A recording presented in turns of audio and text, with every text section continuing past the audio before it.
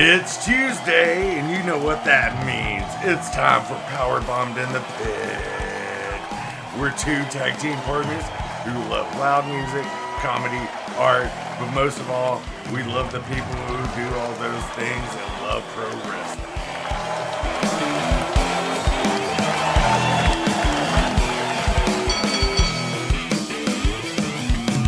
All right, so today we have Eddie Gobbo, vocalist for new metal sleaze rockers Something Is Waiting. They recently released a live album called Live Lick on Land Cover Records. His vocals are gritty, music penetrates, and the lyrics get to the soul. He's a really solid dude, and we're extremely thankful he's taken some of the time out of his schedule. Thank you so much for joining us today and for take two of this after the tech blunder. Thank you, Carissa and Chris. I love talking with you guys, so it's good to be back. Well, we really enjoy talking to you too, man. Oh yeah. So you just got off a mini tour. How'd that go? We did. Tour was awesome. And shout out to anyone who came out to that run.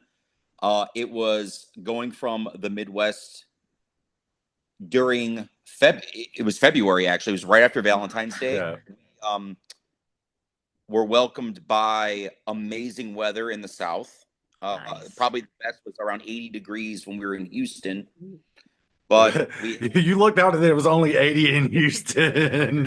I know exactly, but it was so nice, and it was just like a nice break. And then when we started to come back up to the Midwest on the back end of the tour, the last 2 dates were in Memphis and St. Louis, we felt it again, and it was a thing where it was, something that we were like, oh, here we go again. It's winter, but the tour ruled, and shout out anyone who came out. We were so lucky because we touring in the month of February is always one where you're going to battle the elements a little more. Yeah. Mm-hmm. But simultaneously, you're like right now, at least as far as Chicago goes, there's big tours coming through in April, like every week. Yeah. So we were able to really kind of corner a market when we were out in some of these places, and we had some really good turnouts because of it. So That's again, awesome. shout out to who came out, and we will probably be going out again around we'll be going out right after Thanksgiving, which seems like a million years from now. But going to the East Coast, and the reason we're doing a tour around then is because we're going to be piecing together and writing and potentially recording this summer. Ooh, So hell yeah. Yeah, so we have a lot of songs demoed, and we're really honing in on that. Fuck yeah. And start talking about stuff related to wrestling and whatnot, which I can't wait Fuck for. yes. We are going to be playing a show in Chicago a week from not WrestleMania, like a week, like the Friday after WrestleMania. So the 24th of April. Okay. With our friends in Nequiant and Neverender, who are doing their co-record release shows. Ooh. We are playing Detroit in May and likely doing an Ohio date attached to that. And then we're kind of wrapping up for the summer. Yeah. And yeah, so we'll do so basically it'll be awesome to have a summer where we don't have to hustle tour and just kind of enjoy when our friends bands come through. But yeah, but everything's been going really well, and we're really busy in our camp. Awesome. Were there any bands that you played with on tour that really stuck out?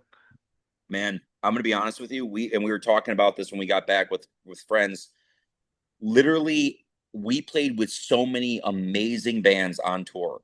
Hell yeah. So I mean, I can name 20. There was a band called Scrats from Austin that were amazing. There was a band called Psychic Nurse we played with in Louisvle. There was, trying to go in order. There was there was a band called Buzzard Fight which was in Kansas City. They were sick.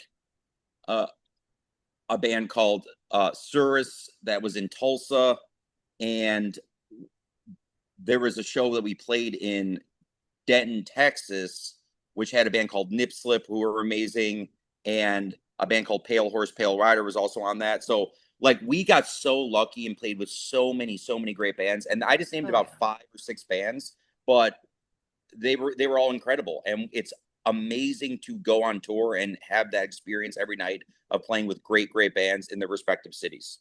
Hell yeah. That's awesome to hear, man. Yeah. touring's always a crapshoot, so that's awesome. Y'all had a great time. Totally. So, um, speaking of music and working on a new record, when did you realize that you wanted to play music? Sure. Probably it was for me personally. I loved sports growing up, and I had a harsh realization at the age of probably in the sixth grade that I probably wasn't going to be a pro sports player. So I was like, oh, that sucks. I still love sports. I'm a huge uh, football fan. I used to write a football column for Decibel, actually. Yeah. And then I was probably at a crossroads where I probably said, all right, I need to do something else with my time. And rock and roll was the next thing. And literally, I started playing guitar in the seventh grade, and I was in my first band when I was 15, and I haven't really looked back or stopped. So, just something that I grew up in an awesome, impressionable time, which was it was the back end of 90s alternative. So, when I got into music, Kurt Cobain had already died, and it was sad because I got very much into Nirvana and all those heavy bands. And then I started searching for bands that were outside of that scene because I knew that that scene wasn't able to be really mine ever because again, Nirvana, Kurt had already died, and then all the bands that had kind of like an Alice in Chains, which was one of my favorites, they were kind of on their way out. Soundgarden was about to break up, and they did. And I then started searching out music that could be like mine. And the first band I probably discovered like that was probably I I want to say Korn, but the band that really stuck for me was Pantera. And the Korn was the first real concert I went to in like whatever 98. And then so like I'm an OG with it, and I just I found something with things that I really like. I become ensconced with it, and I'm such a fan of rock music, and that's really the first part of the battle. If you're a fan of music and you really love it and what it's about and love to do it and love seeing great bands, you're going to want to get up on stage and perform if you're a musician, So that's just kind of me. So I it's been way more than half my life at this point that I've been into it. So actually about I would say I've been doing gigs for again since I was 15, so like damn, it's like approaching 25 years or something. Do you remember the first song that you fully learned on guitar or that you wanted to learn on guitar? Yeah, I probably did want to learn. It's really awesome because Chris texted me and then we were talking about, he just literally said, "Hey man, come as you are," referring to like, yeah, wear whatever you want. Yeah. It was come as you are. It was the That's awesome. Oh my God. I really learned. Hell Yes, yeah. that's really cool. And yeah, again, Nirvana was the best band to learn if you're doing a thing where you're learning, especially during that era, like novice guitar, because they're so simplistic. And then also simultaneously, no one's going to not want to hear at that, you play a Nirvana riff when you're in grade school, basically. Yes. Yeah, play that Nirvana riff. It's really cool. So when it comes down to it, that was the band that really, got me in the garage. And then you start doing a thing where you evolve your skills. And then when you learn your first Metallica riff, you're like, oh, I'm hot shit now. Like I could play the little wee part in the middle of one. So. I learned the Master of Puppets solo when I was, and again, I'm only a vocalist in Something Is Waiting, but I do have a guitar background, and I think that in my opinion, the best musicians are the ones that kind of flirt with everything and they're versatile. Yeah. And as far as to work with in bands. Yeah. But when it comes down to it, I do have a guitar background, and I learned the Master of Puppets like solo when I was in, I want to say freshman in high school. And I thought I was super hot shit. Like 6 months to learn. And then I was like showing it off to all my friends or whatever, but it was great. That's fantastic. I love it. So speaking of, growing up in the 90s and getting into music, so I read an interview where you talked about like how the Airheads and Serial Mom soundtrack were, really influential on you. What would you say is your favorite 90s movie soundtrack? I would say Singles. Singles? From, and what's really funny is I've been wanting to rewatch that movie lately, and it's just with that, every time I'm just driving around, I think of that. Like, it's really funny. I'll be like, going through stations, whether the radio stations on like satellite radio or just regular your regular FM radio stations, and something either on that soundtrack or like really close to that soundtrack pops up. So I heard Screaming Trees Nearly Lost You the other day on some radio station. I was like, yeah, that's on the single soundtrack. And R.I.P. also Mark Lanigan. love Mark Lanigan. I read his book recently, Yeah. and it was it's a heavy book. It's a super awesome read, and it's an easy read, and it's not just about him.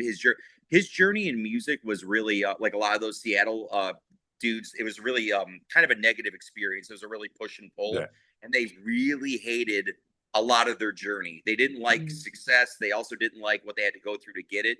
There was a lot of weirdness around that, but a fantastic book. And I was so lucky to see Mark Lanigan live before he passed away. Yeah, and I got to see him with Queens.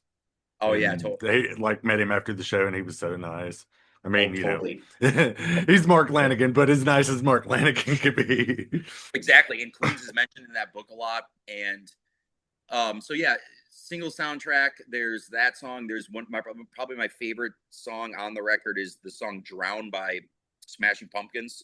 I was actually going to bring that up. What an amazing song. I know this is blasphemy to somebody from Chicago, but not a Pumpkins fan, but I love that song.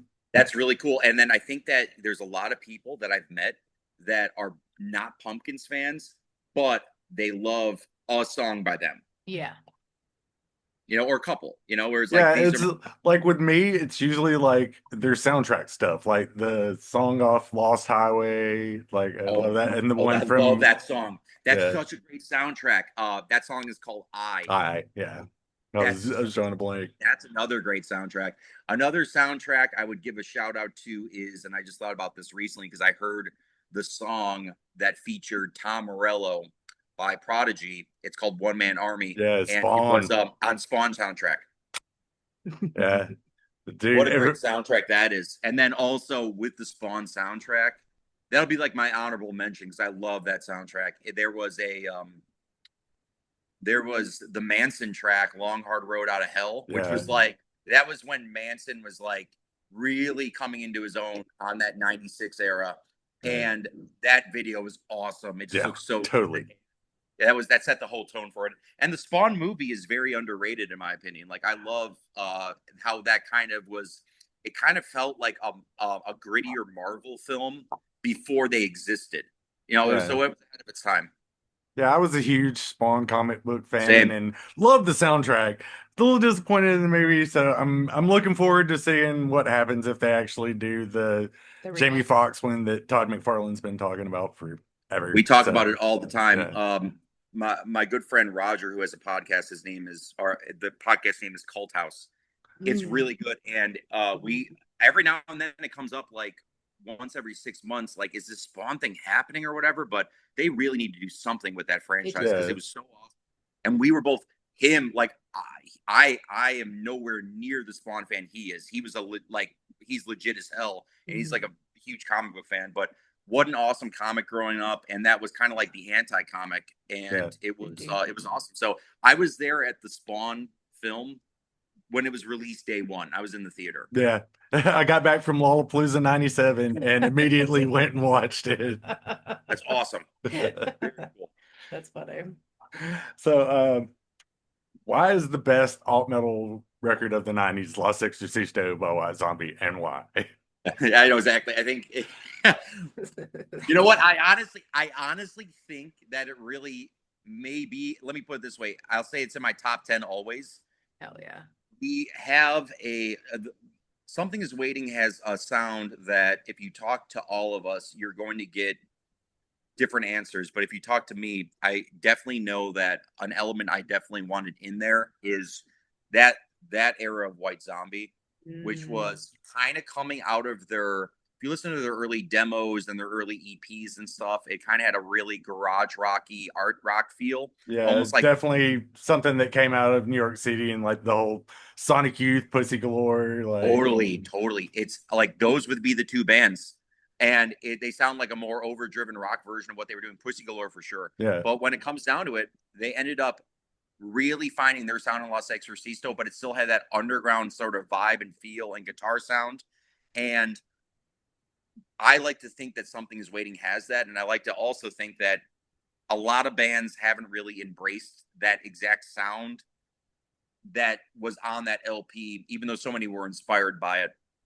And again, one of my favorite records. I think that a lot of little tricks that they use on their LPs, on that LP, has trickled into ours. Like, we're always a band that doesn't shy away from using like a funny sound clip or something like that to intro a song. Yeah. And we have a similar kind of guitar tone, bass tone attack that they use on that record. And at the end of the day, it's really just like a pounding fist straight ahead kind of thing. And then their breakdowns like really suck out the air and throw it back in. Great LP, love it. Yeah. And then also, I'm a huge Astro Creep fan. It's a different vibe. That's something that I don't think I've been influenced by musically like Los Exorcisto. Yeah, it's like Los Exorcisto is kind of like, the Russ Meyer album. And then, Astro Creep is like the Blade Runner like album kind Awesome. of, And yeah, no, it's that's great. That it's awesome too. Is a matter of recently I had to explain. I was like talking to my girlfriend, and I was like, "Hey, I mentioned Russ Meyer," and she's like a little younger than me. She's like, "Who?" And I was like, "Oh, gotcha." So nice shout out there too. Oh yeah. Oh, that's funny. So of all your musical influences, if you could start a band with, 3, 4 other dudes, who would it be? I would. What's funny is I would. It'd be hard for me to pick 4 dudes, and there's a reason why. It's because they would all be very, very big dudes that I wouldn't know if they would work well together. An example is this. Jerry Cantrell is one of my favorite guitarists of all time, and like Igor Cavallero from Sepultura is one of my favorite drummers. I don't know if they would work well together. I'm not talking about they could talk about music together. I don't know if it would sound good together. I think Yeah. that what pretty much happens is with everyone's musicianship, it's like Igor's the perfect drummer for that band, and then Jerry Cantrell has his perfect drummer for his band and music, and it comes across a certain way. So I think my pat answer always is I would love to work with a dude that's a legacy musician of mine who I really always want more from, which is Zach from Rage. I would love to do just a project where I think he would probably do some type of hardcore aesthetic where I could kind of put some riffs together with it and maybe do some some vocals along with it. I don't know, but he's always the guy that I want more from. So Yeah, like him being a kind of unofficial member of Run the Jewels, like when that happened, I was like, yes, they finally kind of got him out of retirement. Like, he really should have joined that band. Yeah, I mean, he really should have been an official member. Like, it would be awesome. And he's a guy that, again, I just want more from always. And it's good to leave someone as a fan wanting more. But I think that we need like a Zach solo record.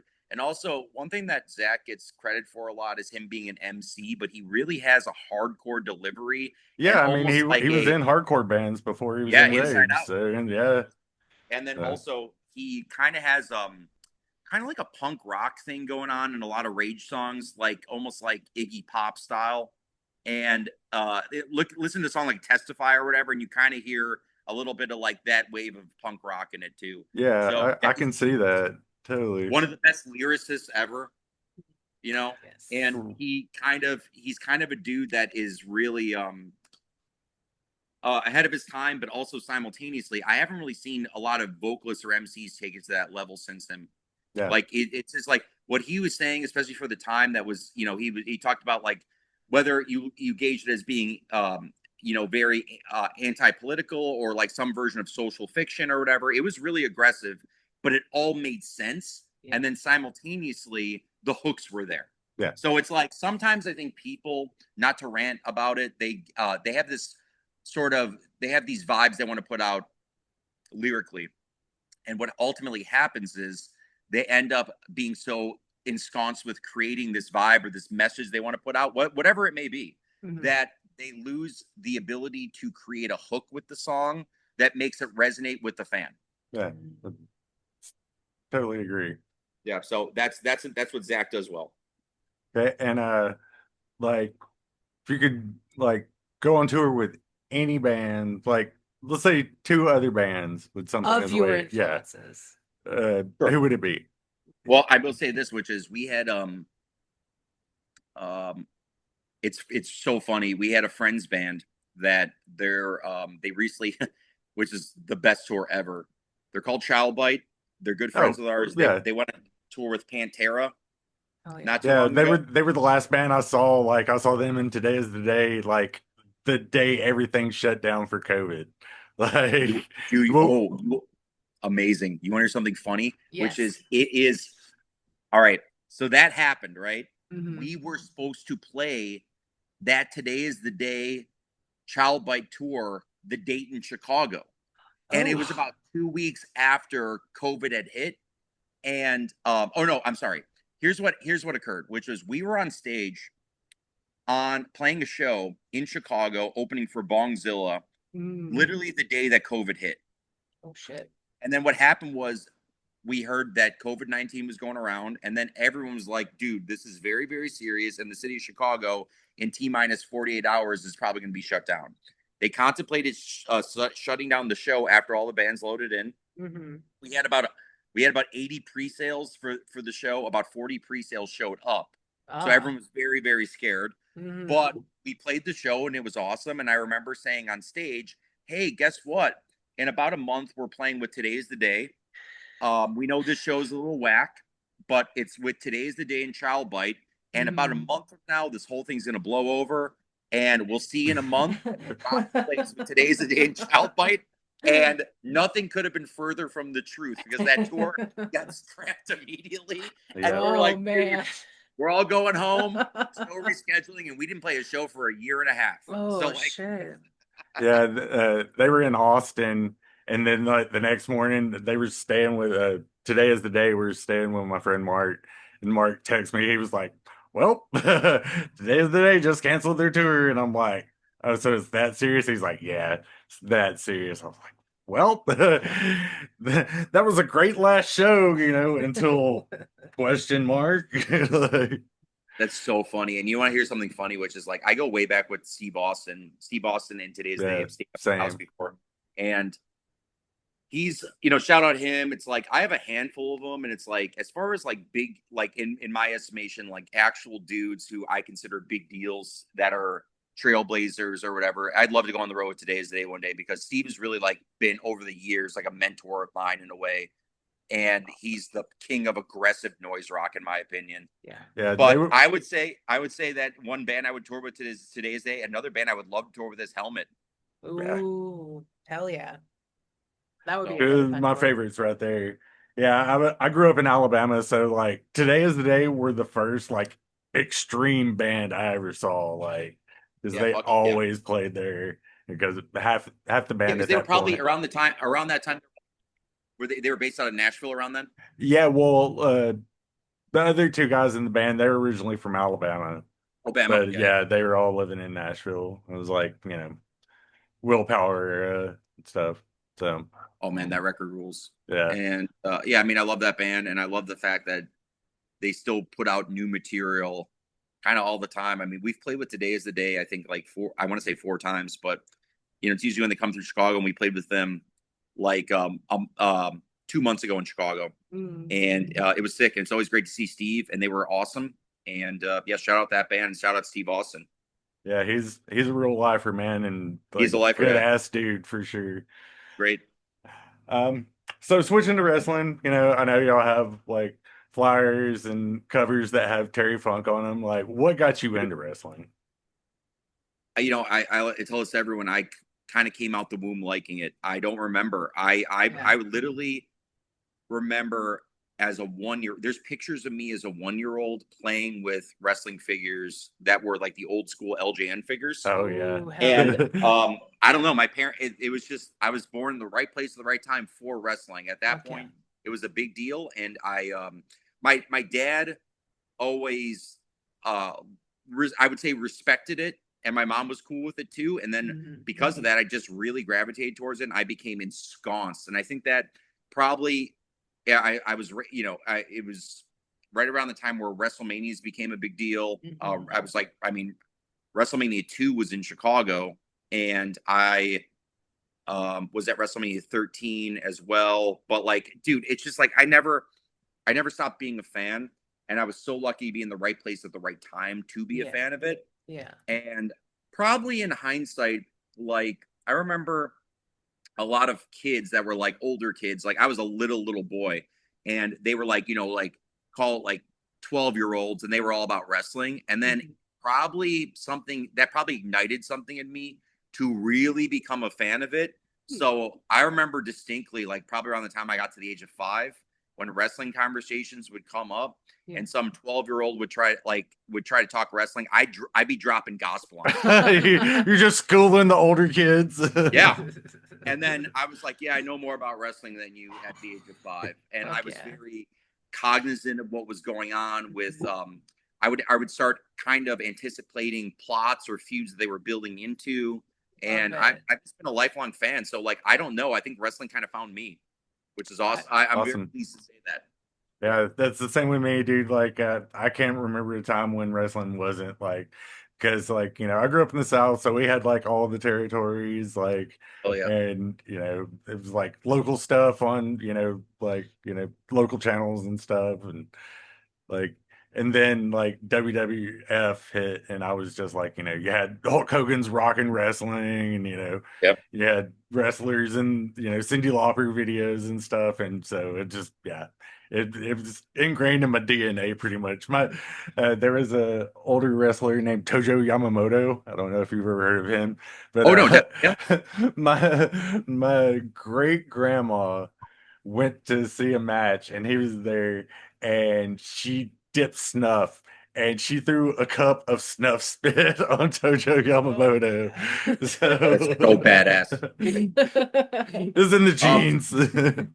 There was a thing where we used to dip back in the day. And side note story, this one this one time I wasn't there, but I know like for a fact, 'cause I heard from several people. This dude this dude was like a dad or whatever, and he came down in the basement, and there was a bunch of people dipping, and he thought they were all partying and drinking like beer or whatever. Oh. So he's like, "You guys are drinking." They're like, Oh, "No, no. we're not drinking." Oh no. And then he grabbed one of the cup and he goes, "Give me that." "No, you are drinking." He tasted it and it was all dip.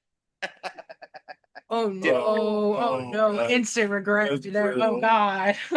Like growing up in the South, I somehow made it without ever getting into the dip thing. And now I'm trying to smoke cigarettes, so I'm using the Zen pouches, and I'm like, Full circle, babe. yeah.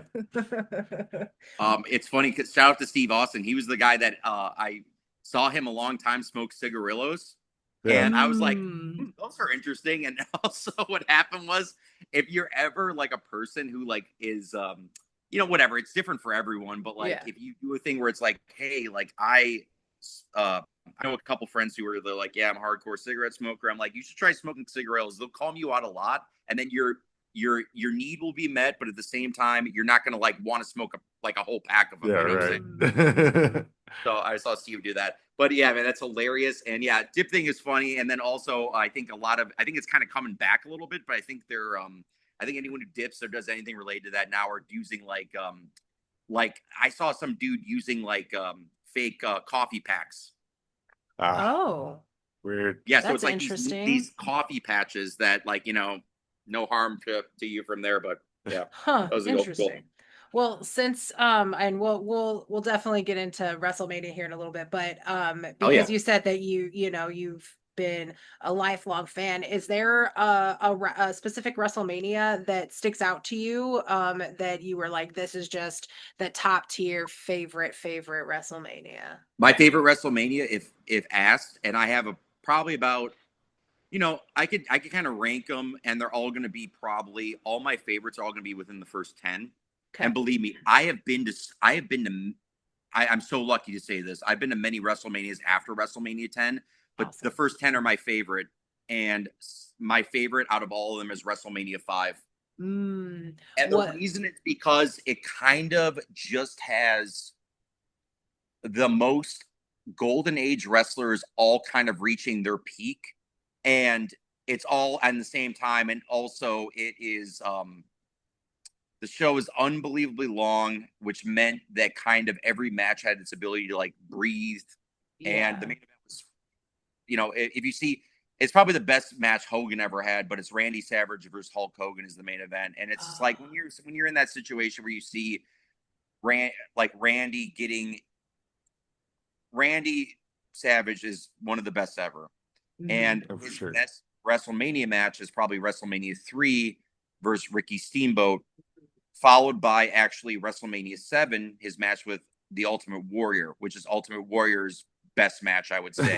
His only good match. Yeah, but I mean, the other thing too is this though, which is WrestleMania 6, where it was Hogan and Warrior, was also good. And it's just like Warrior was a dude that like he kind of sold the show at 2 WrestleManias, which is odd for him because he totally gets shit on, and understandably so, for being not a good wrestler, not a good worker. Yeah. But Savage, in my opinion, is the best when he's a heel, and he had won the belt the previous year at WrestleMania 4 and held it for a whole year. And they slow built this feud where Hogan and him were a tag team, and then the Mega Powers exploded at WrestleMania 5.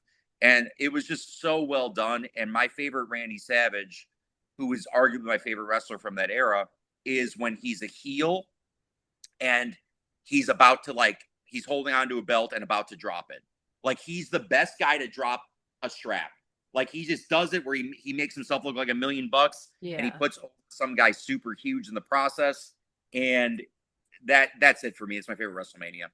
Yeah, you never hear about like him not wanting to put anybody over. Like, I think that Jake, this not wanting to get bit by the snake, the cobra. That's probably about as far as goes. But I know that's such a great story. And the funny story behind WrestleMania 5 is you watch that match, Randy Savage had his elbow wrapped because he had a very, very bad, I believe it was a staph infection. And he had to be on a drip. He had to be on a drip IV leading up to that match. Oh, God. And there was a possibility that they basically said, you can't wrestle this match. And he kept, every time they brought that up, he goes, nope. He kept saying, tape it up and go, no problem. And if you see that match, it's just his elbows taped as hell. Shit. And that was it. I mean, he ended up making it to the match, and then he took some time off after that. And he was back by WrestleMania 6, though. Awesome. Well, since we talked about Randy Savage's heelness, who would you say is either your favorite or the best heel in general? All right, so I would say when Savage the problem is Savage is a dude that is such a great baby face as well. Mm-hmm. So my personal favorite, even though he's kind of a dude that also was a great baby face as well, but nothing's like when he's a heel, would be Ric Flair. It's because he was the dude that you loved to hate, and that is what got so. And again, I'm going back to the territories era when he literally would go from territory to territory, and they would draw 300 people, which is nothing to nothing that's bad. You draw 300 people into territory, and then he'd come through, and it would go up to like 1,000 plus. Oh wow! Everyone needed to see Ric Flair, and he would make, this is the key, and this is why I think he's the best heel of all time. He'd go in as a heel, and they'd have him wrestle their number one baby face that they would build up throughout the course of probably a 6-month span until he returned again 6 months later. Yeah. And then they would get the title shot against him, and he would make whoever that guy was, whether it could be anyone, it could be Lex Luger, it could be Junkyard Dog, it could be whatever. And it would it would be literally him making these guys, but still winning. Like, he would make them look like $1 million, and everyone want to see him get beat. But when at the end of the day, Rick would pretty much always win. And it was just great. And it's just like, he's in my opinion, the best heel of all time. And then he had great heel runs when he was in WCW and in WWF too. Like, he had a great WrestleMania feud with Randy Savage at WrestleMania 8. They had a feud that it was awesome. And his feuds in WCW with Sting, unreal. He was a great babyface for a minute in WCW when he had feuds with guys like Terry Funk and Vader later on in like 93. But him as a heel is the best.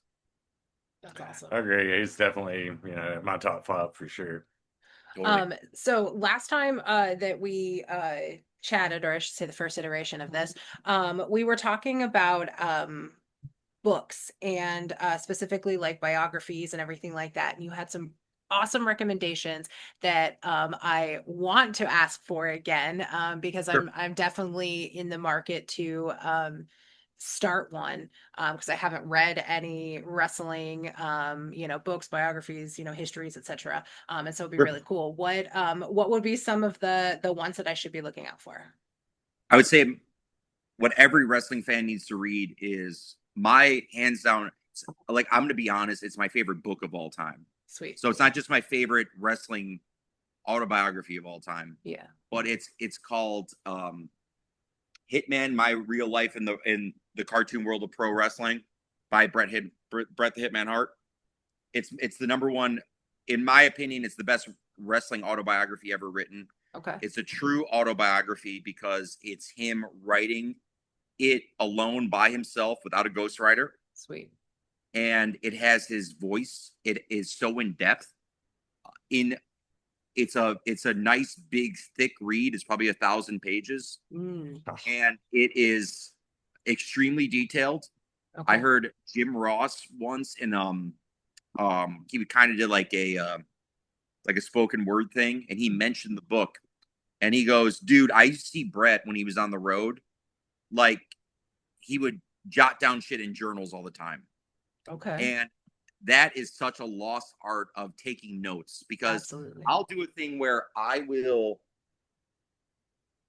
we just talked about the COVID Today's the Day Child Bite Tour. Yes. If you guys didn't bring up that story, I wouldn't have necessarily remembered it because I didn't write it down or whatever. So yeah, it's important to, if you have great things happen to you, document them, or just jot down some memory, because memories are very important. But he was methodical with keeping journals, supposedly. Wow. And okay, the book unfolds that way. It's very awesome. Bret is the best storyteller, kind of in and outside of the ring, and always will be. Like when he gives shoot interviews or interviews, so good. He is so descript. He has a bitter tone to him these days, which makes me upset. But he's a great storyteller, and also in the ring, unbelievable storyteller. Like he was the master of everything having to make sense in his matches. Yeah. Not just like, I don't like this guy just cuz, or this guy doesn't like me just cuz. So very cool stuff, but that's my favorite one. I would say right behind that would probably be Have a Nice Day by Mick Foley. Have a Nice Day is the book that I think kind of put wrestling autobiographies on the map, because definitely, it came out in 97 or whatever, and that really was, it was a New York Times bestseller, and it was an awesome, honest take from a dude that knew how to tell a story and had been everywhere and seen everything. He was in WCW, had a great run as Cactus Jack. That's probably my favorite era of Mick Foley, is his Cactus Jack WCW run. And then from there, he went to ECW. He was in Japan. He was the king of the death matches in Japan. He was mentored by Terry Funk. He ended up traveling and going to territories and living out of his car. He was a fan that was in the Northeast, so he saw all early WWF product, and he recollects that. So unbelievable book there. Those would be the two I would start with for sure, as far as wrestling go. Yeah, my favorite part in Have a Nice Day, we're talking about getting ready for one of the death matches, and he's listening to Tori Amos. I'm like, beautiful. It's hilarious and it's awesome that I definitely remember that part, and I thought about it recently because I read an article.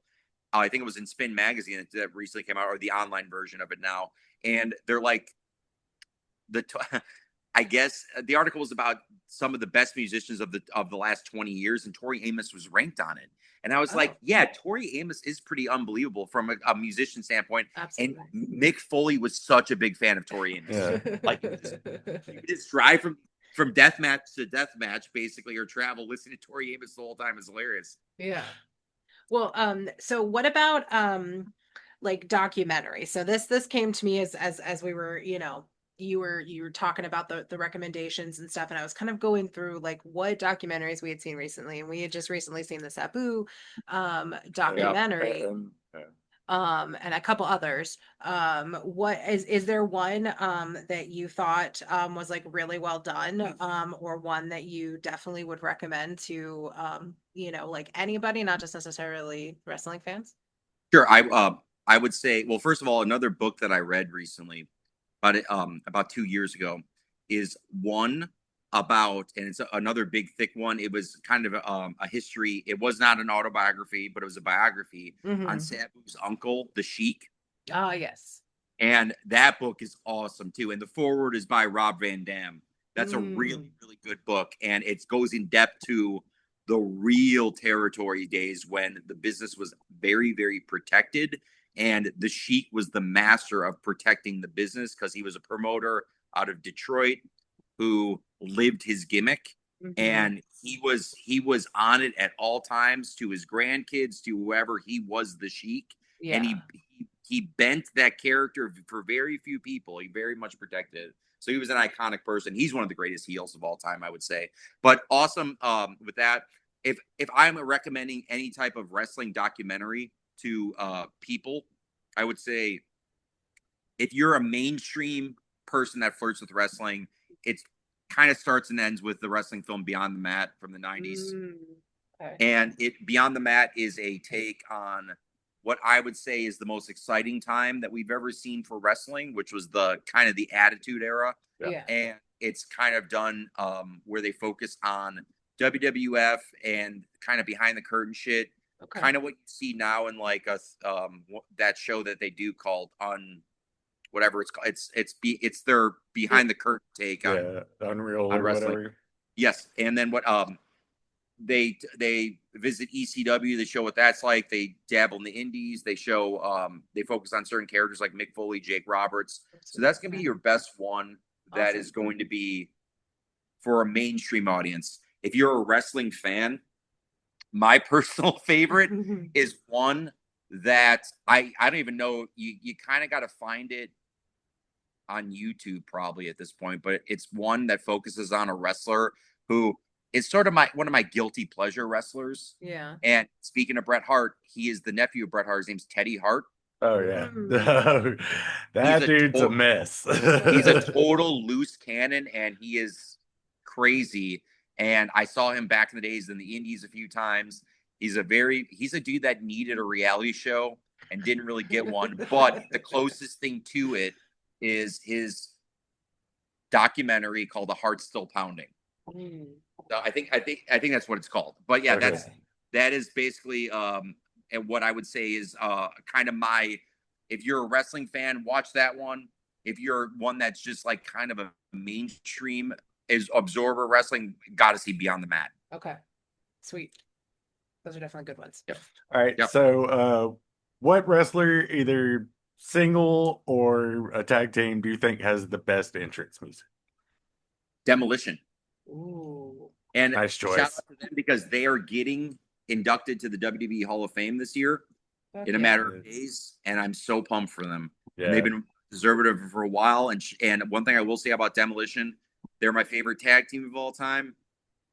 I'm not going to say they're the best tag team of all time because recent teams like the Usos and the New Day have had longer runs than them. Yeah. And have probably touched more people and touched more fans as a fan base and a group. But there was nothing like the original Demolition. And it's funny because it goes to show that what happened was they started that character after Vince McMahon kind of wasn't able to get then called the Road Warriors on WWE. Legion of Doom. Then they became Legion of Doom when they were in WWE or WWF. But he made his own version, and then Demolition kind of took on a life of its own that wasn't the Road Warriors. And it was very, very badass. And I love that team. I'm so stoked that they're going in the Hall of Fame this year. They're a team that I have seen at so many wrestling conventions, sign autographs to this day, and they still kind of show up. Sometimes they wear the face paint, but they're always there, excited to see the fans. And like, cheers to those guys. They're my favorite. Awesome. So it would be them. Fantastic. Okay, well that's Yes, the next question.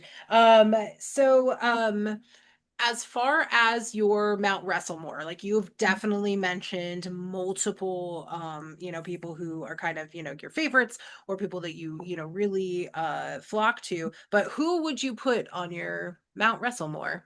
Sure. And then it's funny because it has to kind of, it's unfortunate because a lot of especially all my favorites from an 80s era, they all come with many come with a little bit of an asterisk next to their name now. Of course. Guys like Flair, and they would normally be on it. I mean, as far as one thing I will say is this though, is as far as like in-ring storytellers, Brett is definitely going to be on it. Okay.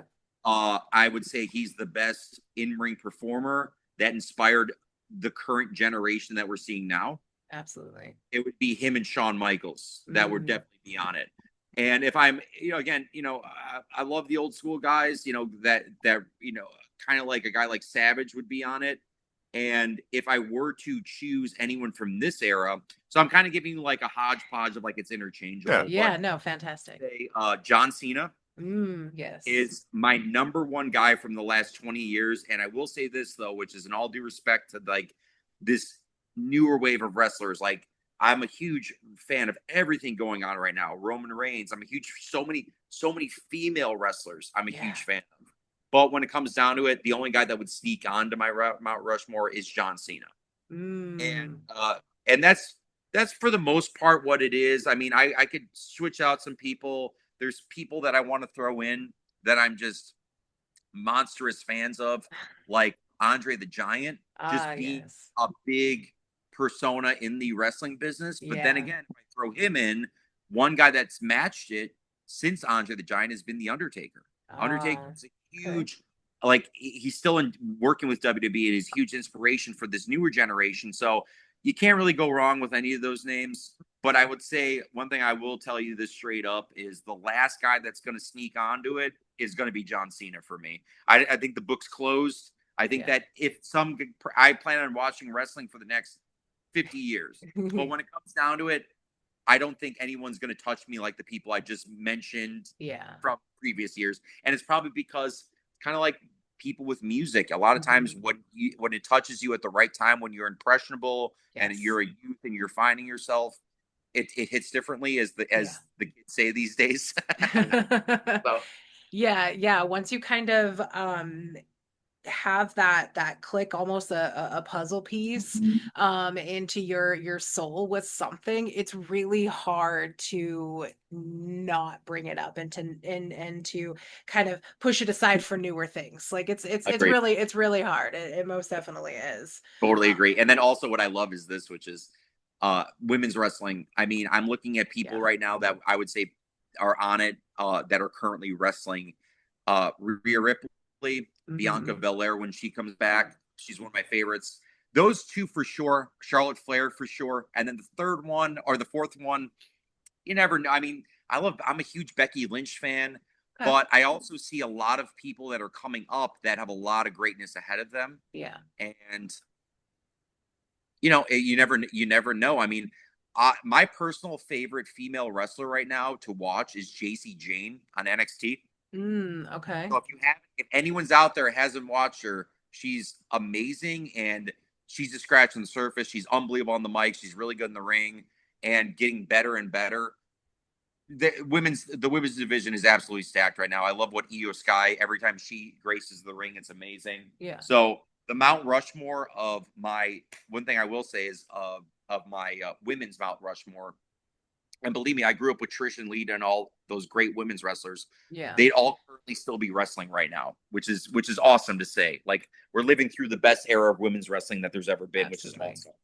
Absolutely. It's definitely as a female fan, it's definitely fantastic to see the progression of more females getting into bigger promotions in general, having more TV time, and really showing off their skills and their strength, and not just be used as sex objects. Exactly. Like, where we're it's awesome. I know.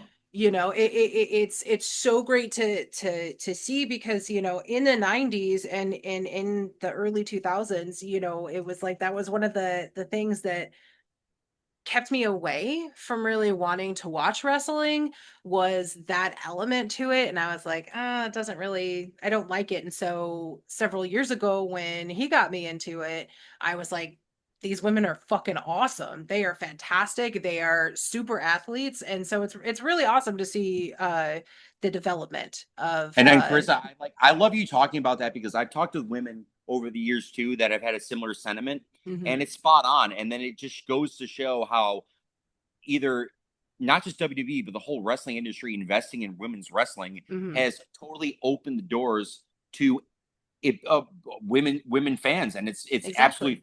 phenomenal. When I go to wrestling shows now, it's pretty close to being split. Yeah. When I would go back in the day, it was all dudes there, Yeah. and it's like it's so amazing. And then another thing too is like, even though heavy metal has done that too, where it's like it Mhm. used to be a big boys club, and now it's, when I go to shows, there are a lot of women there that Yeah. embrace it, and it's because there's a lot of women who play heavy metal, Yeah. and we play with a lot of bands that have men and women in it, and when it comes down to it, it's like it's the most inspiring thing ever. It's just like, let's let's all be a part of this. And then Exactly. again, I'm watching history get written with the women's division right now in all Mhm. wrestling. It's amazing. Yeah. Yeah. I mean, it's the same with hardcore shows. I feel so much more comfortable at hardcore shows now that there is a big saturation of female-led hardcore bands, No females doubt. in general being in there. I experienced the same thing with comic books, and everything, where it was definitely like, as a female, you'd walk into the comic shop and everybody would turn and just kind of look at you and then be really awkward, and now it's more welcoming, and it's awesome, because the more people who are involved in any sort of genre or nerddom that you have, you're going to have more ideas and you're going to expand, and it's going to be more awesome. So I'm Oh, I love definitely, that.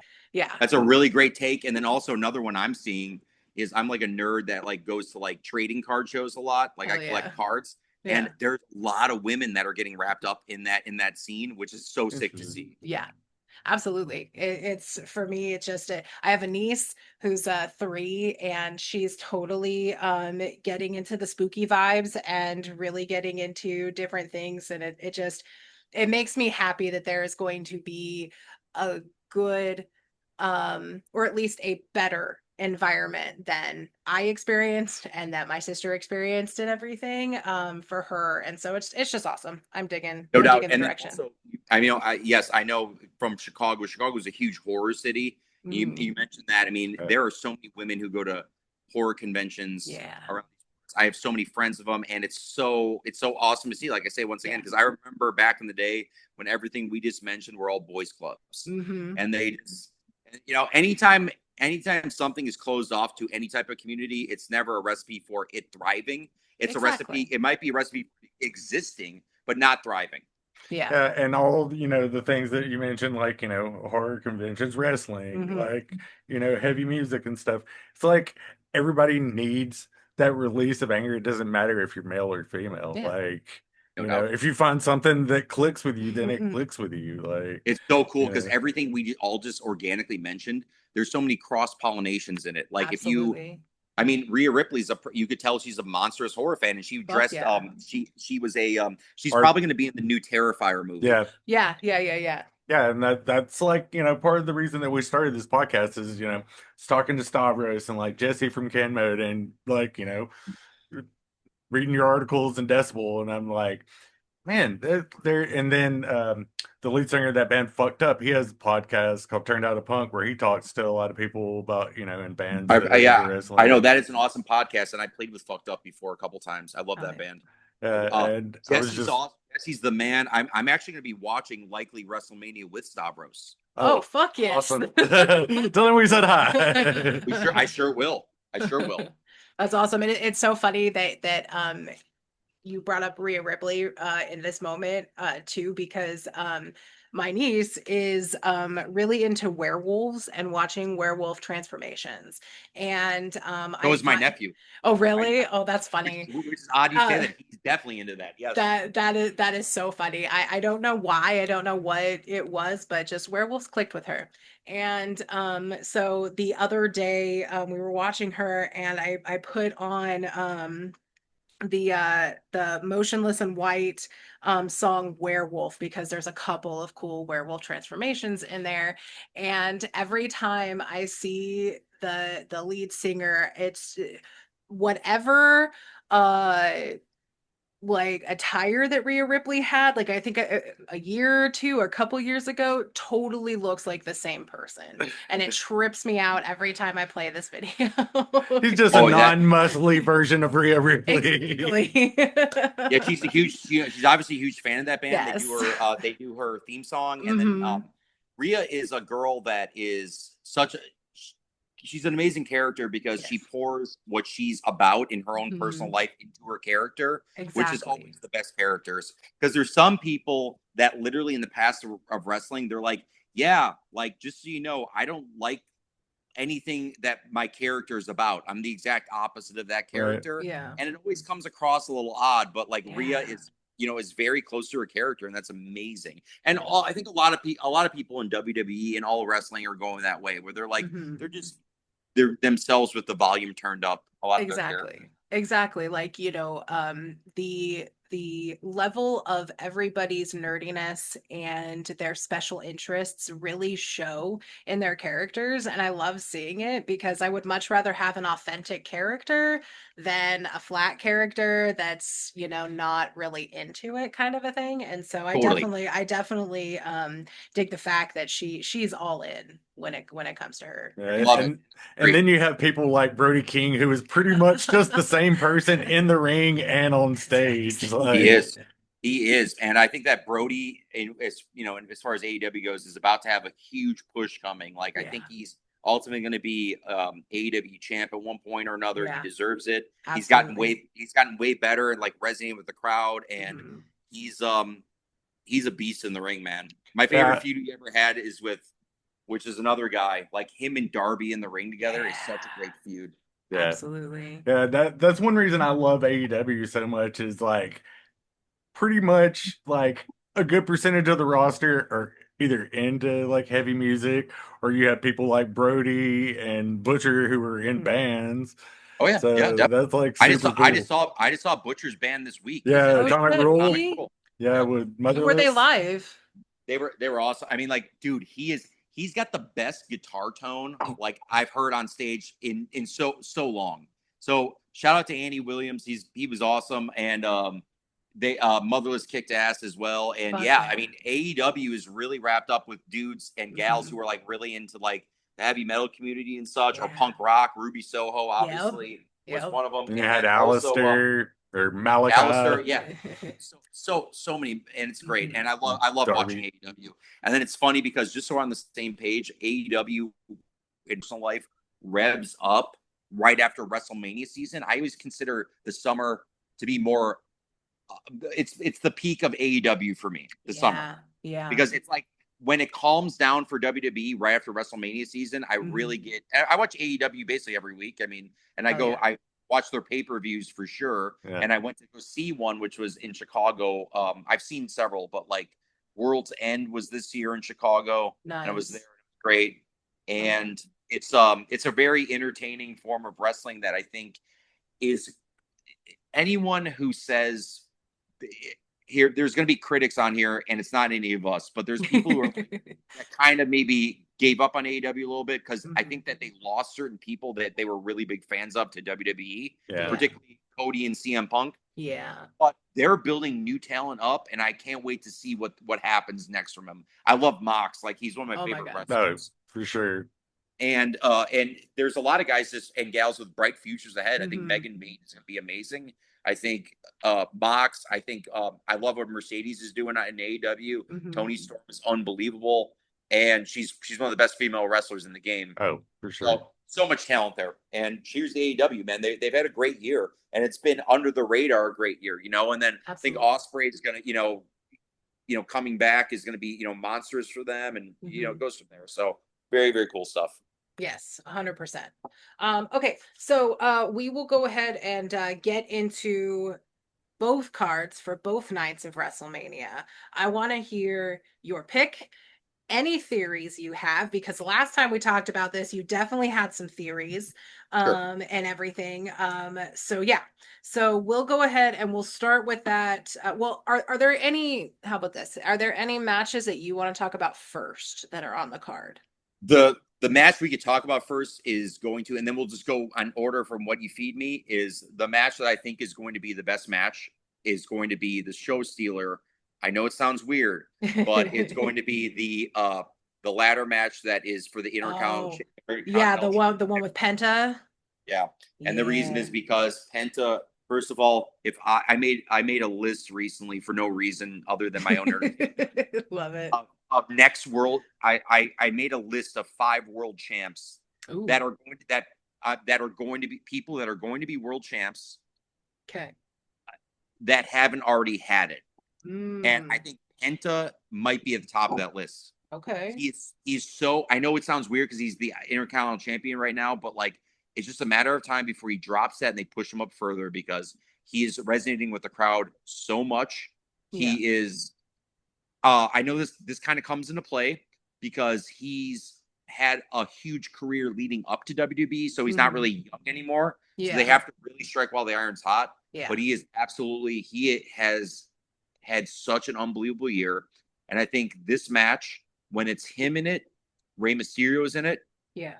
who is a guy that is looking to pass the torch to a younger generation and just showcase them and shine them up. I mean, there's no one who's going to know how to do that in a high flying spot fashion than Rey Mysterio. Yeah. Javon Evans is in it, Yes. who I have super high hopes for. In my opinion, the most underrated wrestler in all of wrestling is in it, JD McDonough. He's Okay. unbelievable. And he is going to have, I guarantee, some great spots and showcase. And I think he's going to have a huge year ahead of him. I think Okay. Rusev is very underrated. He's in it, and I might be missing 1 or 2 people, but that's going to be a great match, and Yeah. it's going to be a lot of energy, and I think it's really going to steal the show. So that's going to be my favorite match to look forward to, and I'm super stoked because I think what's going to happen is this: Okay. as soon as all those guys, kind of all those dudes in that match are, besides Ray, Mm-hmm. are all on the come up, and they need to get propelled to superstardom, and they're Yeah. just a match away from it. And this might be the match. So that's the one Okay. I'm looking to the most, and I have high hopes for it. Okay. Do you have somebody who you would like to win I think that or that retain it, I should say? I would say that I think Penta's going to win it because I Okay. think that match might be Penta's run as Intercontinental Champion is short so far. He only won it from Dominic Mysterio a couple months ago, and I think that he'll be a long-term kind of champ until someone takes it from him. Yeah. Which might be a guy like I don't know, maybe a guy like Javon Evans might be a good guy to take it from him. But when it comes down to it, Penta will. I think Penta's going to retain, and it's just going to be a match where everyone's going to end up looking better leaving the match than they came in. Even Ray, because I think Ray, even though there's a huge legacy behind him, he is due for one last push on his would ultimately be his last match retirement tour, like a John Cena had. Yeah. Okay. So very much looking forward to that match. Yeah, when I was going through the list and putting this all into a spreadsheet, I when I realized that this was going to be a ladder match and I saw who was going to be on it, I thought, you know what, this is going to be probably a really cool kind of flippy floppy slash really maybe bloody, I don't know, but Yeah, I there think might be some blood. yeah, I think it's going to be a really cool There's a man. match. There's a man in it I did not mention. His name's Dragon Lee, and he's awesome too in the ring. And I think that he's very underrated.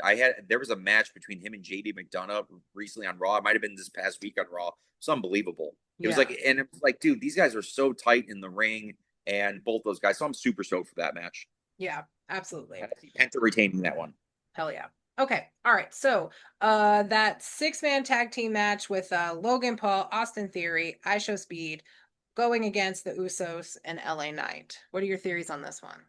I would say one, I love this match. I think the plot has been so sick building it up where it's just such a funny plot where the Usos and LA Knight are three dudes who are really, I would say, frustrated right now on paper because Jey Uso was in a main event in WrestleMania last year. LA Knight's been clawing to get into it, and also, Jimmy Uso was in the main event a few years back when they were part of tag teams. But when it comes down to it, there's a log jam right now in the main event role, and they're not near it right now, but they're still main eventers in their own right. But when they have been brushing shoulders with Speed, and he's been in the wrong place at the wrong time every week. Getting cursed. It's so funny. And I am looking for that match to just be one that has like WrestleMania hilarity in it and WrestleMania moments in it. Yeah. That also, I think, which is going to be funny, I think at the end of the day, I think Speed gets the pinfall. I think he ends up pinning LA Knight or something. Okay. In some random way.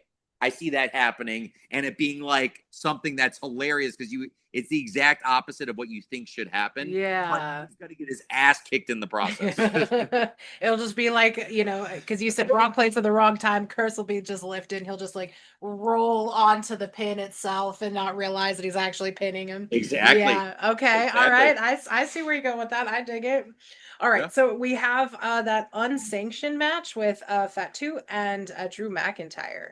Yeah, I think it's going to be a brutal match. I think I do think Jacob Fatu wins that one. I think it's kind of, I love Drew, and I think Drew is going to be going into an acting role. I think he's playing Highlander or something along those lines. Okay. So it kind of is lining up for the textbook passing of the torch to like the angry badass dude while one leaves and one has to go on to ultimately let me put it this way, whoever wins that match, and I'm pretty sure it's going to be Fatu and it's going to be brutal, is going to be what would be considered the number one contender, so to speak, that would go after the winner of which we'll get to in a minute, the Orton and Cody Rhodes match. So like whoever wins that match is kind of in line to be the next guy that would challenge for it. So, and I think it's Jacob Fatu is the guy that is set to go after it. And I honestly see, we'll talk about it in a second, but let me put it this way: a Randy Orton Fatu feud would be awesome. Ooh, that would be some pretty big heavy hitters on that. Yeah. So I mean, I'm excited for that, but I would see Fatu. I see Fatu winning that, and I'm a fan of both Drew and Fatu, so I'm very excited for that one as well. Hell yeah. Okay. So we have the Women's World Championship. Now this one has Stephanie, is it Vacour? How do you pronounce her last name? I say Vaquer. Vaquer. That definitely. And I've heard people pronounce it differently, but yeah, Stephanie Vaquer. Okay. And then Liv Morgan. And Liv is a challenger for that. What are your thoughts? I think Stephanie wins. Okay. But I also think that this feud, couple things, has been like, I'm so impressed with this feud. Okay. And if anyone knows me, knows that I've been very, very over the years critical of Liv Morgan. And this is why wrestling is a beautiful thing. I have had wrestlers in my day where I'm like, I hate this wrestler. This wrestler sucks. And then it's like a radio dial. They turn their dial one way to the left or one way to the right. And then before you know it, you're like, I think I'm a fan of this person. No one has done that more than maybe Liv Morgan. Okay. Liv Morgan was a person who I was hypercritical of. I said that she needed to improve in the ring. I thought that they were doing stupid gimmicks that she made came across as, actually dumber than what they actually were beating her. And then one day she just turned the dial a little bit, and I was like, all right, I'm feeling it. And now she's had such a great run of amazingness, and I'm so happy that she's in this match. And her work with Stephanie, which has been kind of a feud just based around it's like it started off with when they knew they were going to face each other, they got a little cocky with each other, and they just raised the bar every week to the point where now it's like they can't wait to get their hands on each other. Mm-hmm. And it was done. It was a gradual build. I think Stephanie Vicaire is probably a top 5 wrestler in the world right now. So I see her winning. But I also got to the point where I was kind of thinking, I don't think it's going to happen now, but I was kind of thinking for the longest time that there was going to be a swerve, and there was going to be ultimately, which is happening now, Roman Reigns and CM Punk, who we'll talk about in a second, is going to headline night 2 of WrestleMania. I was thinking that they were going to push Randy Orton and Cody up in the card of Saturday, and that Liv and Stephanie were going to headline night 1. That's how good that feud was getting. Yeah. And also, I will say this, which is they haven't had a female match headline or WrestleMania since Bianca Belair and Sasha Banks then, which was about 4 years ago in Tampa. And they headlined night 1. So the women are due for to headline a match. Absolutely. And Stephanie's unbelievable. And I think that's going to be a great match. But shout out to Liv Morgan. She's had an unbelievable year, and she just dropped a music video. Yes. She did? That. Yeah, so she's going for it. And I wouldn't be surprised if Liv Morgan is playing Coachella next year.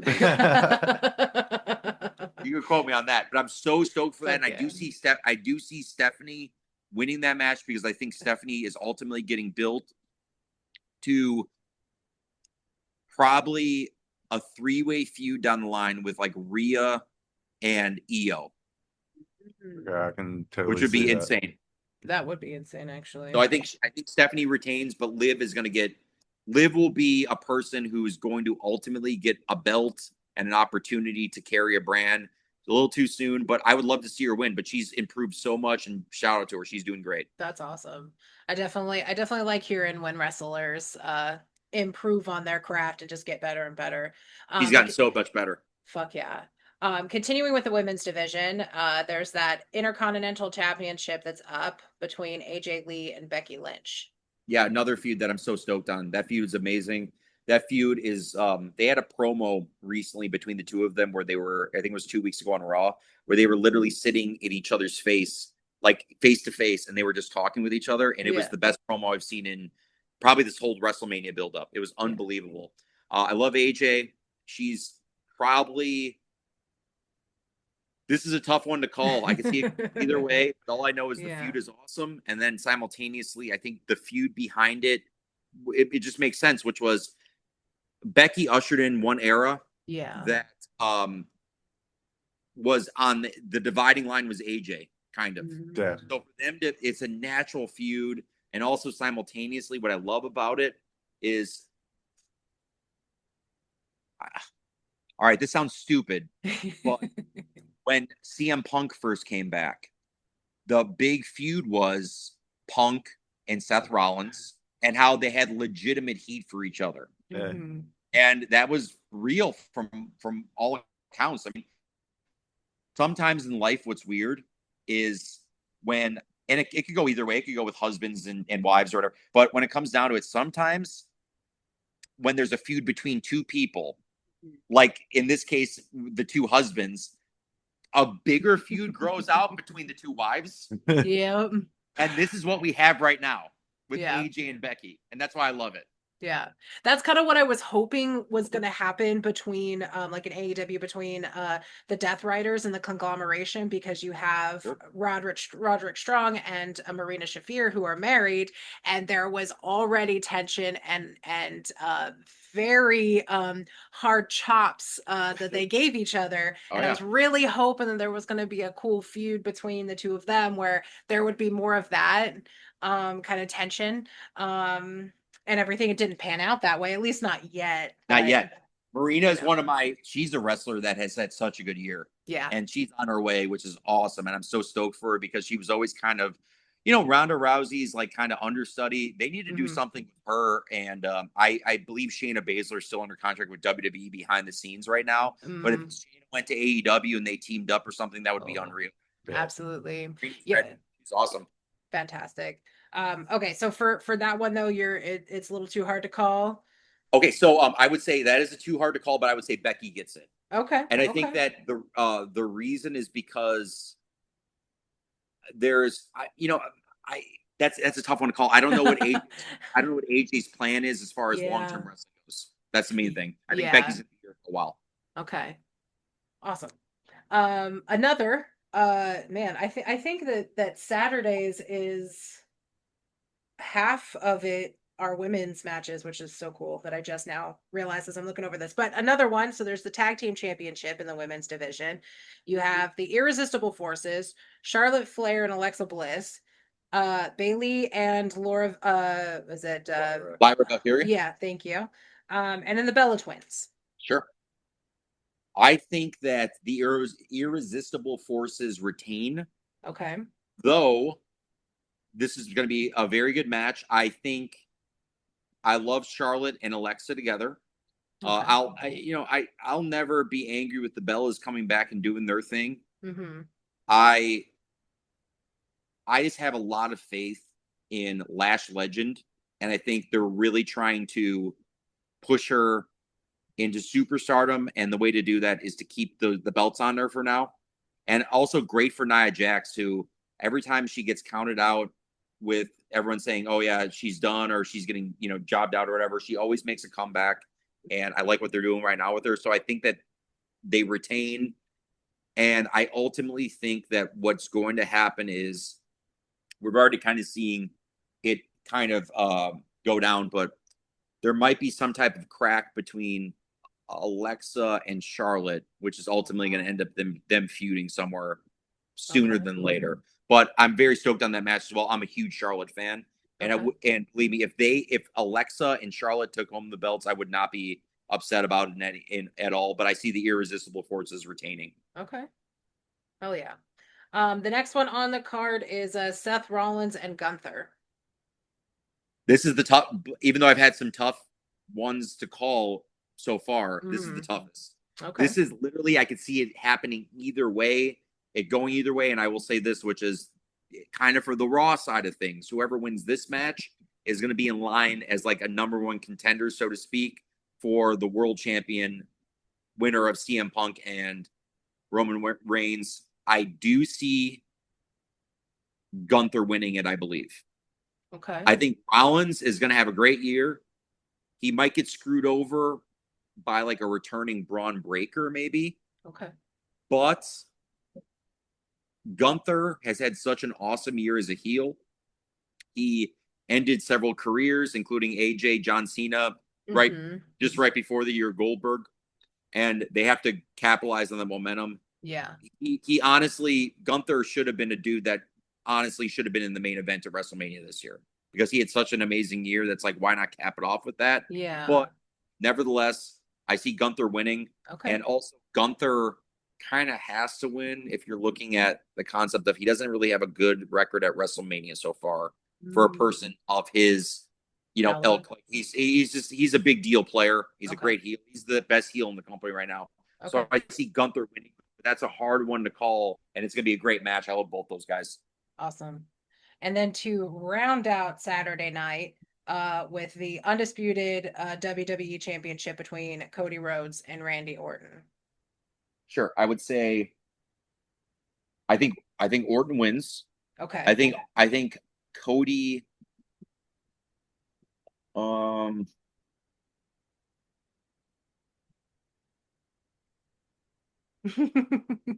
here's how I prefer.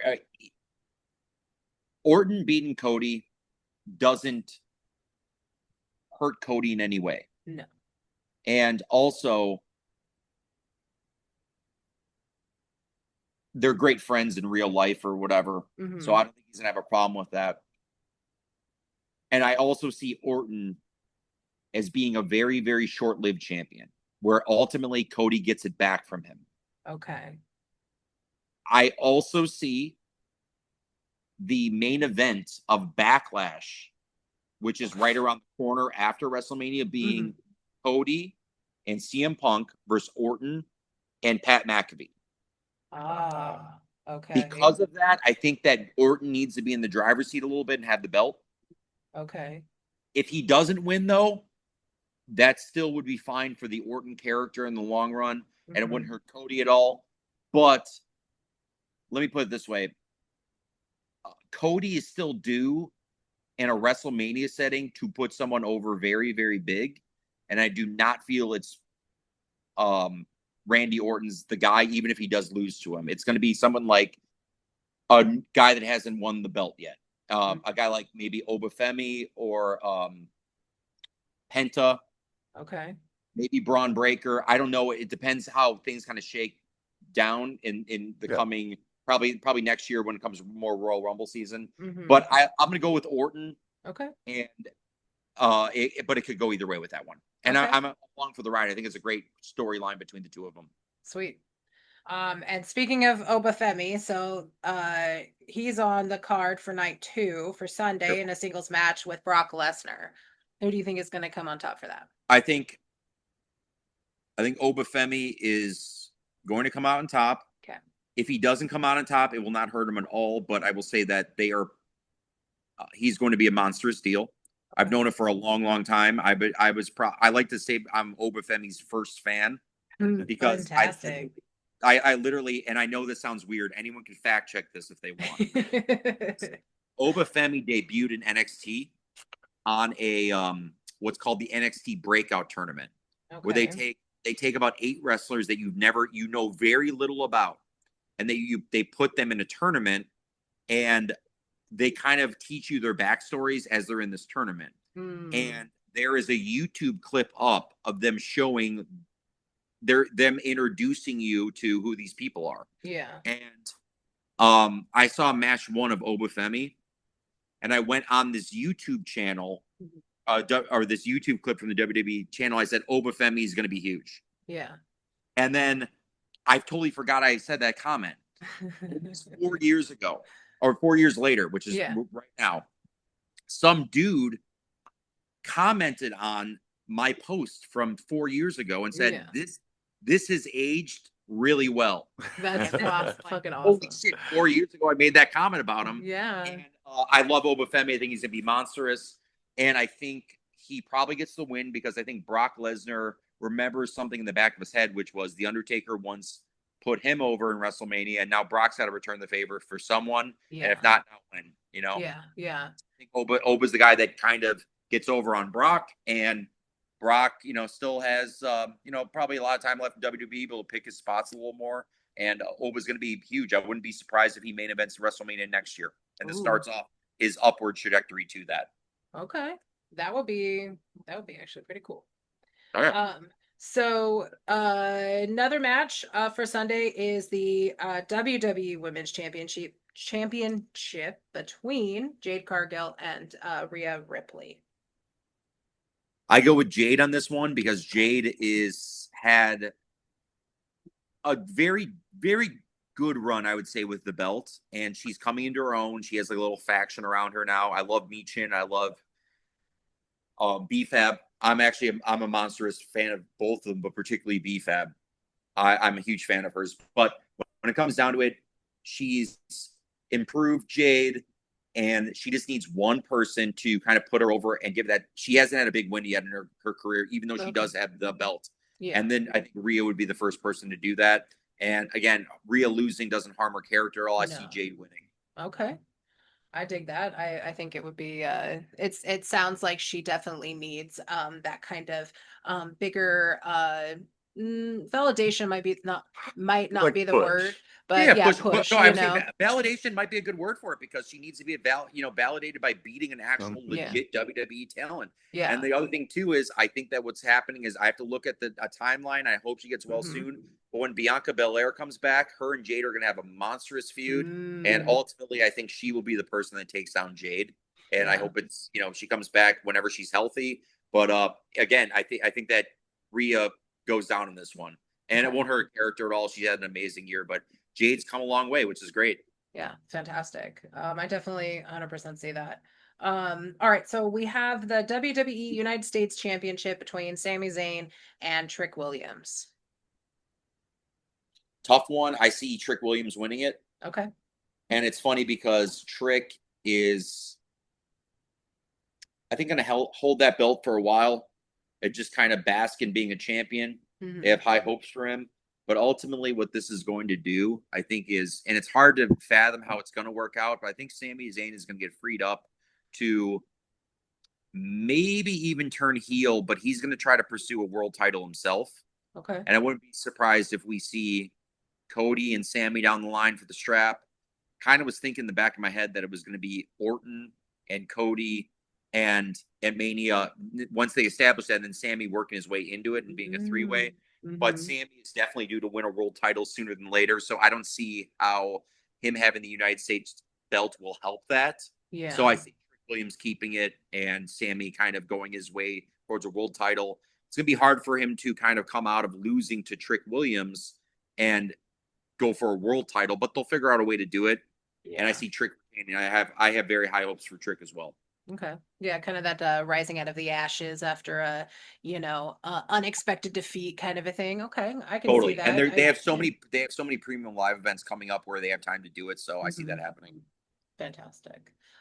So 2 more for WrestleMania. We have a singles match with Finn Balor and Dominic Mysterio. Toughie, and I think that it's probably going to be Dom winning because I don't see. This might be one of those matches where it's not so much Dom winning. He's going to like sleaze his way out of retaining it, oh no, he doesn't have the belt anymore. No, I'm sorry. So he does have a belt, which is I believe the AAA belt right now. That's what the belt is like. So that's on the line. But what I'm getting at is, I would see. So based on that, I would say Finn could easily win, and I think Finn is going to kind of propel himself more into a main event role, and then leave Judgment Day behind. And then also, I see Judgment Day potentially kind of maybe absorbing some new members sooner than later. Okay. And I can't really pinpoint who they are just yet, but they're going to need some fresh blood now that Finn's officially out of it, and this could be the start of that. So, I wouldn't. It's not going to hurt either character, but it's going to be an interesting blow-off match between the two of them. Then they're going to go their separate ways. Okay. I have a theory on that match. I have a feeling that Finn's going to win because of interference from Danhausen. He's going to curse Dom again, and then Finn's going to win. That could easily happen. That's really good. Danhausen's got to get involved in some way this Mania, so that could easily happen. Yeah, totally. Have we seen any like negative effects to the interactions between Dom and Danhausen? Like, the first one was this, which was the first one. Dom lost the belt. Oh, that's what he lost the belt. Okay, that's what I thought. I just wanted to make sure that my brain had it all right. But yeah, that would I like that. I think it would be really good to get Danhausen involved, especially because I think he's been involved with every televised event that WWE has had since pretty much, he got there, right? Yeah, pretty much since the last Philly. Yeah. So I think Danhausen, I know it sounds weird, but he might be a backstage staple from here on in. He might be a WWE Hall of Famer. Like he's just like he'll get his wish. Like which would be awesome. Like good for him. Yes. And he's one of the reasons I got back into wrestling. Like that's awesome. Saw him doing the Pee-wee dance on the bar, like at some indie show, and I was just like, this guy's ridiculous. Like so cool. And then finding like the comedy aspect kind of got me back into it because I discovered Orange Cassidy and then Kenny Omega stuff where he's wrestling little girls and I was like, you know what, I think I'm gonna step. And then AEW came out shortly after. Yeah, it's so funny how all these elements form or come together to make wrestling. Comedy, drama, horror, violence for sure, obviously, and action. And so it's just everything that's every movie that you has elements of that. I mean, even sci-fi, they were able to embrace it with particularly Bray Wyatt and The Undertaker and stuff like that. It's super cool. Yeah, 100%.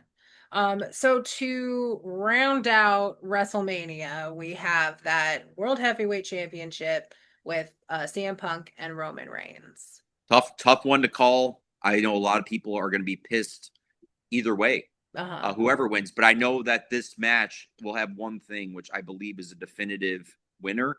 I don't think there's going to be any outside interference. Okay. I think someone's going down in this one, and I think that I think CM Punk gets the biggest win of his career. Okay. In this match, and it'll be a bigger match than him beating John Cena for the belt at Money in the Bank a million years ago. He needs one to solidify himself as absolute greatness, and this is what he gets. And I'm a huge Roman Reigns fan. I don't know what Roman's journey with WWE is going forward. If he wants to focus more on acting, Roman will ultimately be back in a major role at some point. I kind of in the back of my head hope Roman wins, but I think CM Punk wins this one. Okay. And great for him. It's going to be awesome, and then just do something else down the line, which is going to be cool. And some CM Punk having great feuds with people. Again, it's a matter of I have to find out who the trajectory of what the trajectory of those dudes' careers are after this. If they have movies lined up, but I see CM Punk winning. I don't think it's going to be this match, but I wouldn't be surprised if The Rock makes an appearance at WrestleMania and interferes with the match. It could very well be the Cody match. Okay. Reason I'm kind of thinking that is for no reason whatsoever. WWE booked The Rock at their fan fest called WWE World that weekend. Okay. So, if The Rock is showing up to Las Vegas to take pictures with people and photo ops, why would he be there just for that? Yeah. He's probably going to be at WrestleMania in some capacity. Okay. And he doesn't like to really do it, at least traditionally, he doesn't like to do a thing where he just shows up and says hi to everyone and then walks out. Steve Austin kind of did that for a lot of years. Yeah. The Rock likes to get involved with a match, like a plot or something, and throw like a wrench and some shit. Make it worthwhile. Totally. And Rock loves doing it. And for some reason, Rock always has he's obsessed with Cody for some reason, So that he could easily, something tells me too, maybe that, with Orton having Pat McAfee on his side, maybe The Rock comes out and he's going to be back in Cody for a change. Okay. That'd be an interesting take. For sure. Do you think that there, have there been any whispers or little, hints that there might be a big reveal in some way or some sort of big something? I don't think so yet, which makes it awesome because the one I was thinking would be, it's not going to happen now, but maybe it will, but it's a matter of, I thought the Hardy Boys would get involved in some way. And I thought that it would make sense if there was some type of tag team ladder match. Yeah. But you never know. I mean, maybe they get involved with the Penta match. I'm not sure. Okay. Maybe Jeff Hardy just comes out as a part of that match. But I thought the Hardys were due for one more WrestleMania type focus because I think next year is going to be the Hardys' year for them being probably the flagship recipient of WWE Hall of Fame. I think Hardys are next year. So that would be the one kind of surprises thing. Bianca coming back might be big for Braun Breaker, but I don't see any big free agent debuting, which would be nice to see, but that's kind of it. And I see Rock showing up. You never know when Steve Austin's going to show up. He might show up. He's due. And either way, it's going to be, this card is something that's come together kind of last minute comparatively to some WrestleManias. Yeah. But I will say this, which is besides that point, I think they also have a lot of great matches on paper. I think the people who are in these matches are very, very motivated to set it off. And because of that, I think we might be about to experience a really great WrestleMania. Sweet. Awesome. Well, we'll be talking about this on Monday morning, I'm sure. So I'll definitely message you. But so we've got wrestling to watch. So got any shameless plugs you want to throw out there? No, just anyone who watches WrestleMania this weekend, have fun with it and realize that if your favorite person doesn't win, it's just wrestling. They'll probably win somewhere down the line. Take it seriously. And anyone who supports Something Is Waiting, visit us on the Instagram page, see shows we have coming up. Anyone who supported us on the last tour we went through, you guys fucking kick ass, and we'll be seeing everyone out there again soon.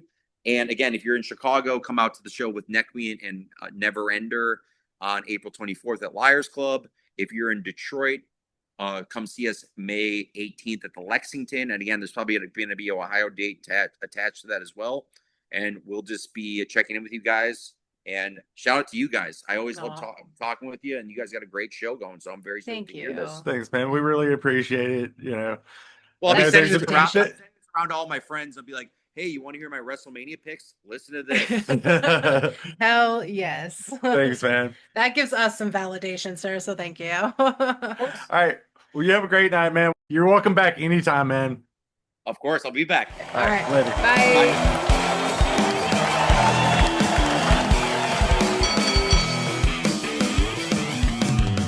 Hey everyone, this is Carissa. I just wanted to stop in and say thank you for joining us today.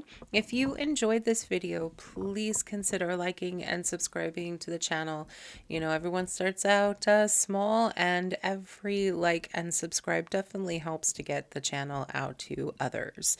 We appreciate every single one of you nerds, as we nerd out with other nerds. So from Chris and I, a tremendously huge thank you. We have a ton of great stuff coming your way. So do a frog splash from the top rope, grab your battle vest, headbang to that sick guitar riff, and stick around to see who might be making their way to the ring next.